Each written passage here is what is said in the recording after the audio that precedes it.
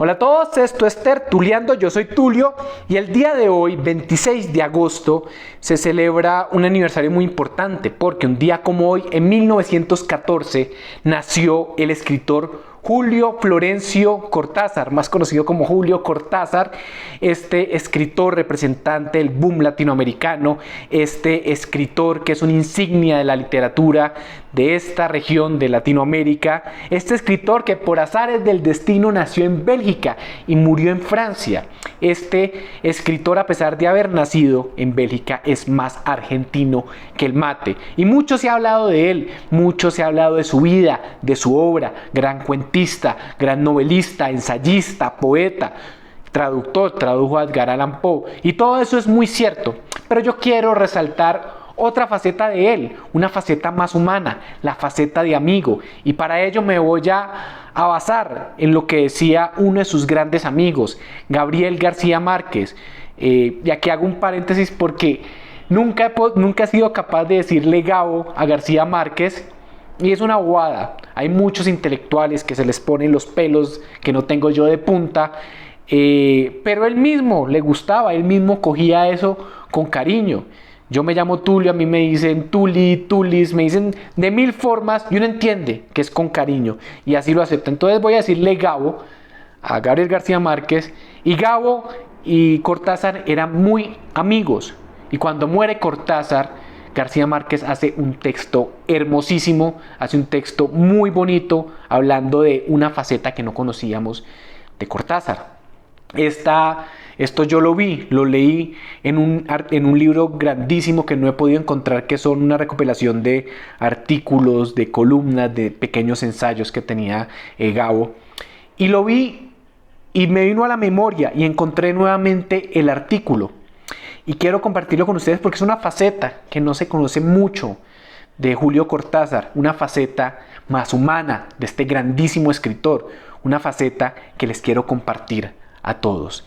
El texto se llama El argentino que se hizo querer por todos.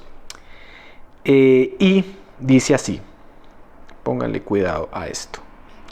Fui a Praga por última vez en el histórico año de 1968, con Carlos Fuentes y Julio Cortázar. Viajábamos en tren desde París porque los tres éramos solidarios en nuestro miedo al avión y habíamos hablado de todo mientras atravesábamos la noche dividida de las Alemanias. Sus océanos de remolacha, sus inmensas fábricas de todo, sus estragos de guerra atroces y amores desaforados. A la hora de dormir, a Carlos Fuentes se le ocurrió preguntarle a Cortázar cómo y en qué momento y por iniciativa de quién se había introducido el piano en la orquesta de jazz. La pregunta era casual y no pretendía conocer nada más que una fecha y un nombre. Pero la respuesta fue una cátedra deslumbrante que se prolongó hasta el amanecer, entre enormes vasos de cerveza y salchichas de perro con papas heladas. Cortázar, que sabía medir muy bien sus palabras, nos hizo una recomposición histórica y estética, con una versación y una sencillez apenas creíbles, que culminó con las primeras luces en una apología homérica de Thelonious Monk. No solo hablaba con una profunda voz de órganos de R's arrastradas, sino también con sus manos de huesos grandes, como no recuerdo otras más expresivas.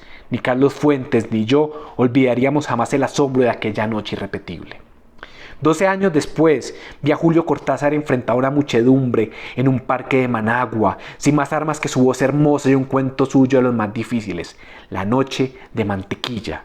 Es la historia de un boxeador en desgracia contada por él mismo en lunfardo, el dialecto de los bajos fondos de Buenos Aires, cuya comprensión nos estaría vedada por completo al resto de los mortales si no lo hubiéramos vislumbrado a través de tanto tango malevo.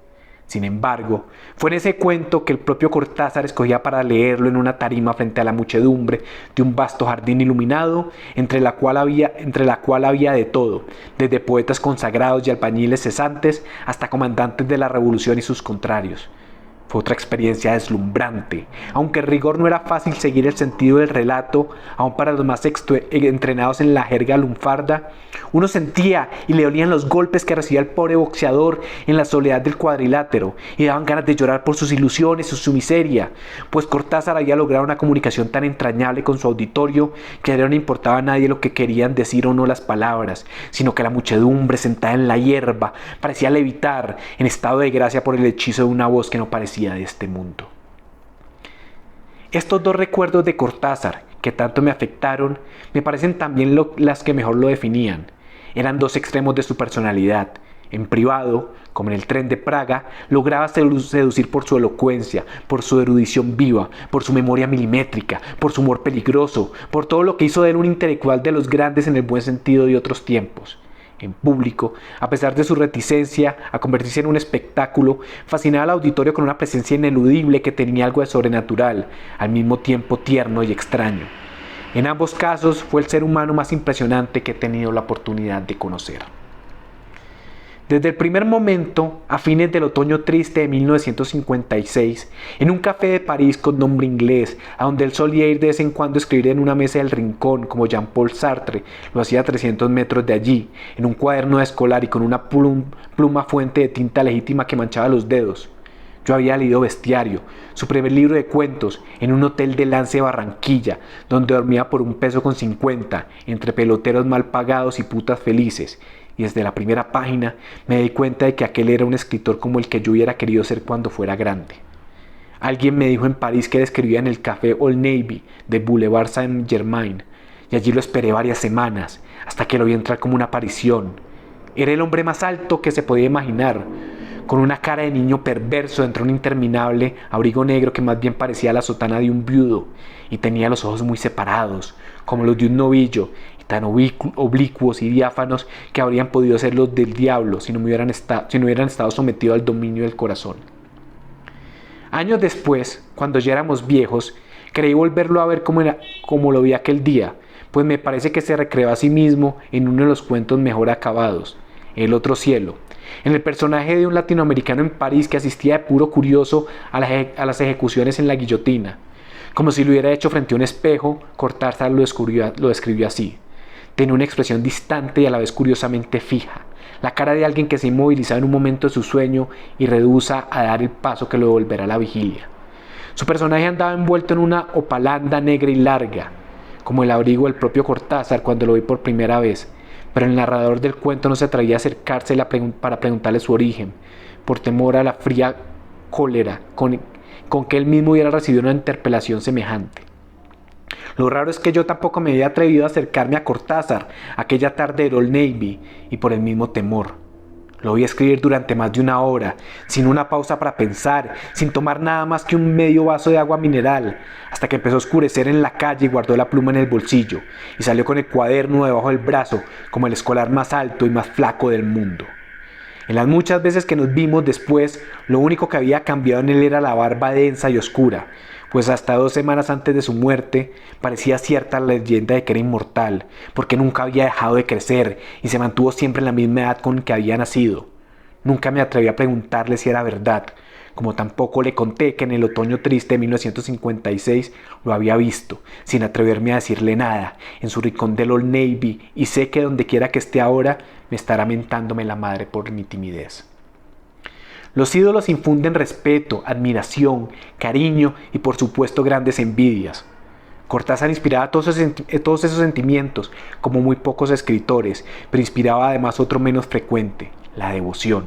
Fue, tal vez sin proponérselo, el argentino que se hizo querer de todo el mundo.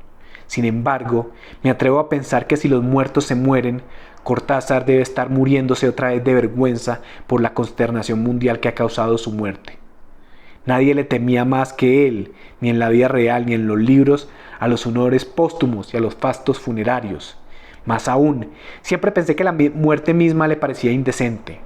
En alguna parte de la vuelta al día en 80 mundos, un grupo de amigos no puede soportar la risa ante la evidencia de que un amigo común ha incurrido en la ridiculez de morirse. Por eso, porque lo conocí y lo quise tanto, me resistí a participar en los lamentos y elegías por Julio Cortázar. Preferí seguir pensando en él, como sin duda lo quería, con el júbilo inmenso de que haya existido, con la alegría entrañable de haberlo conocido, y la gratitud de que nos haya dejado para el mundo una obra tal vez inconclusa, pero tan bella e indestructible como su recuerdo. Este es el aniversario de Julio Cortázar. El texto de Gabo es un poco cuando murió, pero refleja muy bien quién era Cortázar, refleja muy bien esta amistad tan hermosa entre tan grandes escritores. Espero que les haya gustado. Nosotros nos estamos viendo en otra oportunidad. Chao.